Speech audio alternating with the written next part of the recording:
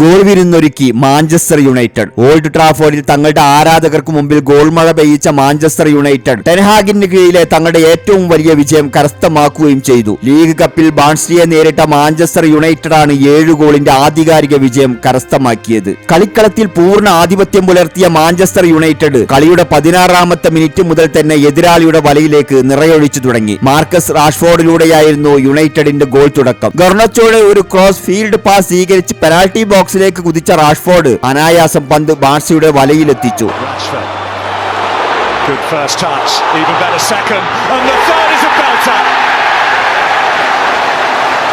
Well, it's 2 goals in 2 games, but that is vintage Marcus Rashford.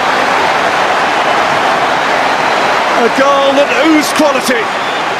ആക്രമണം ഒട്ടും കുറക്കാതെ United നിരന്തരം എതിരാളിയുടെ ഗോൾ മുഖം വിറപ്പിച്ചുകൊണ്ടിരുന്നു. അധികം താമസിയാതെ രണ്ടാമത്തെ ഗോളും മാഞ്ചസ്റ്റർ യുണൈറ്റഡ് കരസ്ഥമാക്കി. ബ്രസീലിയൻ താരം ആന്റണിയെ ബാൺസ്ലി ഗോൾ കീപ്പർ ഗബ്രിയോ സ്ട്രോണിന ഫൗൾ ചെയ്തതിനെ തുടർന്ന് റഫറി പെനാൽറ്റി വിളിച്ചു. ആന്റണി തന്നെ എടുത്ത കിക്ക് പിഴവ് കൂടാതെ പോസ്റ്റിലേക്ക്.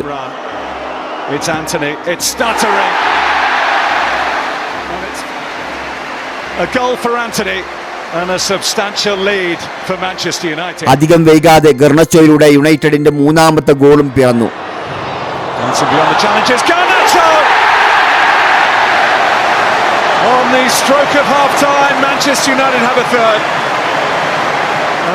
രണ്ടാം പകുതിയിൽ യുണൈറ്റഡ് പോരാട്ടം വീണ്ടും കടുപ്പിച്ചു. 49ാമത്തെ മിനിറ്റിൽ തന്നെ ഒരു കൗണ്ടർ അറ്റാക്കിലൂടെ എറിക്സന്റെ പാസ് സ്വീകരിച്ച് കുതിച്ച ഗർണച്ചോ തന്റെ 2ാമത്തെ ഗോളും യുണൈറ്റഡിന്റെ 4ാമത്തെ ഗോളും പൂർത്തിയാക്കി.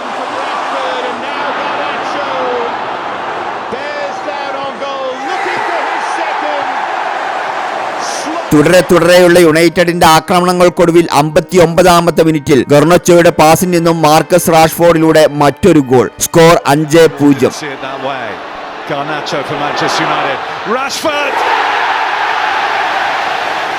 62ാമത്തെ മിനിറ്റിൽ മാഞ്ചസ്റ്റർ യുണൈറ്റഡ് താരങ്ങളായ ബ്രൂണോ ഫെർണാണ്ടസ്, സിർക്സി മാസ്ട്രോയ് എന്നിവർ കളത്തിലേക്ക്. 89ാം മിനിറ്റിലും 85ാം മിനിറ്റിലും ബ്രൂണോയുടെ അസിസ്റ്റിൽ നിന്ന് എറിക്സൺ ഇരട്ട ഗോൾ കൂടി നേടിയതോടെ മാഞ്ചസ്റ്റർ യുണൈറ്റഡിന്റെ ടെൻഹാഗിന് കീഴിലെ ഏറ്റവും വലിയ വിജയം പൂർത്തിയായി. നിങ്ങൾ ഈ ചാനൽ സബ്സ്ക്രൈബ് ചെയ്തിട്ടില്ലെങ്കിൽ ദയവ് ചെയ്ത് ചാനൽ ഒന്ന് സബ്സ്ക്രൈബ് ചെയ്യുക.